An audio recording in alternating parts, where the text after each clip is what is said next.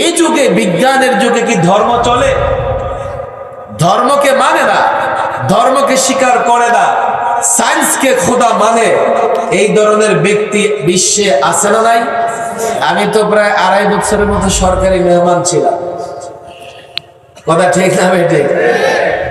এর মধ্যে 2.5 মাস কেটেছে আমার রিমান্ডে।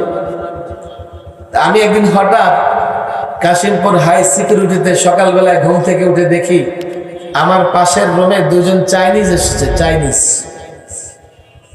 আমি ভাবলাম অনেকদিন ধরে কাউকে দিনের দাওয়াত দেই না, এই 2টা চাইনিজকে দাওয়াত দিয়ে দেখি মুসলিম বানানো যায় কিনা।